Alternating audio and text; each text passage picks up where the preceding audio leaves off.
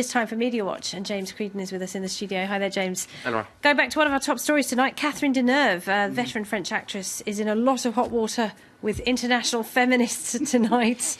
Just to give you the background, she and 99 other French women wrote this open letter denouncing the Me Too, Balance ton porte movement. They say it's all puritanical, treats women as children, is pretty patronising, and they don't want any of it, basically. I think furious backlash ensued. One of the interesting things here is a lot of people are surprised about Catherine Deneuve because she is certainly not associated with this sort of way of thinking. Usually, she was actually historically one of the people who signed the so-called manifesto of the 343 sluts, right? This was yes, back in 1970. It's, you know, that's just the translation. This was in 1971 when a whole lot of women admitted to having had illegal abortions in a bid to have those sort of rights acknowledged in France or to move things forward. It was obviously a pretty big thing to say. So she was sort of more associated with militant feminism at the time, if you like. So people are surprised about this. But in any case, yes, this really has generated a huge amount of reaction.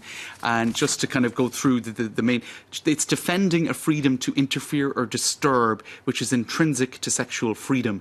In other words, sexuality, there's something a bit brutal about it, there's something a bit savage about it, a bit wild about it.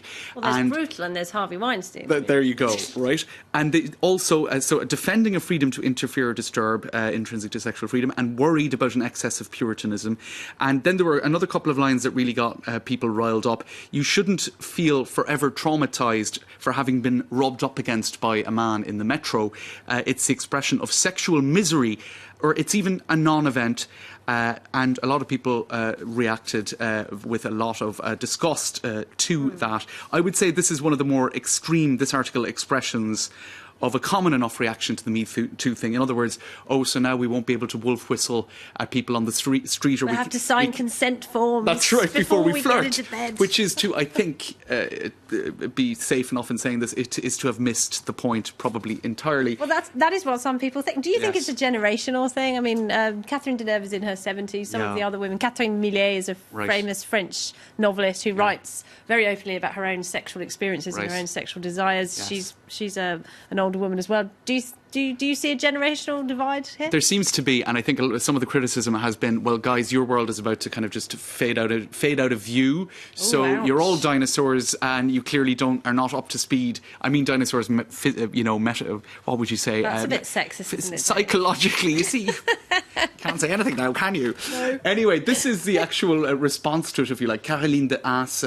who is a feminist, she said, "Les porcs," or the pigs, which is the word that was used in France for I suppose, perverts, really. And the Me Too equivalent in France was balance ton porc, or squeal on your pervert. In other words, denounce him publicly. And so these perverts and their allies are right to be afraid, says Caroline Denounce. In other words, their world is soon going to be a thing of the past.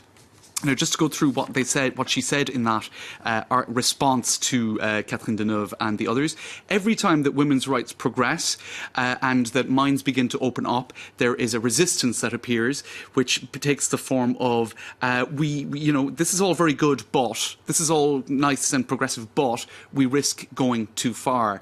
We risk taking it too far. And what she says, look, the real excess here is not that people are going too far in terms of what they're coming out with in the hashtag Me Too, hashtag balance ton porc thing. The real excess here is the hundreds of thousands of sexual incidents of sexual harassment every day in France, tens of thousands of incidents of sexual assault, and hundreds of rapes. Now, those figures are actually really shocking. Yeah, if they're including, true, it wasn't that long ago we were talking about sexual harassment in the French Parliament, in the very, where the power is. And women I think have such a hard time. For the last number of months, there's no age of consent in France as well. There's another quite. And I think what's emerged with the whole Me Too, balance ton porc thing is all of this was going on behind the scenes in a way that wasn't visible to a lot of men, and because it was sort of predatory behaviour that was happening, when other men weren't around and whatnot. That's the problem. It's not about you can't flirt anymore, right? Openness. Now, I think this has been a huge debate, as I said. But I mean, just to pick up on one thing, I think there is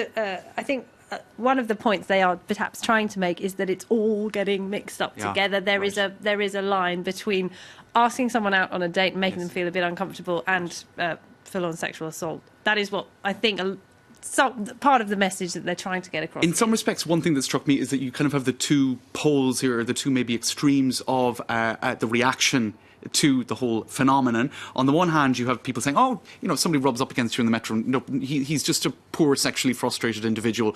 Have pity on him, which I think most people would find that an extreme point of view. Yes. And then on the other hand, you have Caroline D'Ass saying that there are hundreds of thousands of incidents of sexual harassment in France every day. That's a shocking statistic, if it's true. And I would say that perhaps... Where does she get that figure from? I don't know. This is the point. Because I think what Catherine Deneuve might say is those hundreds of thousands of incidents of sexual harassment, from her point of view, some of them might be awkward flirting, right? So I suppose it is difficult to know where to draw the line. Now, a lot of articles have been trying to find out where to draw the line over the last while. One article that a friend recommended me is The Unforgiving Minutes by Laurie Penny, and she says, that just to take some extracts from that, shockingly, the conversation here about sexual harassment is not about you, male, and your sexual desires, right? Sex is not the problem. Sexism is the problem, as is the fact that a great many men seem unable to tell the difference. So sex is not the problem, but for some people, sexism itself has become eroticized, and yes, this is a problem. So I suppose that's one way of defining maybe where that red line is, that it's not about sex, sexuality and flirting, it's about sexism and unwanted sexual advances. Right.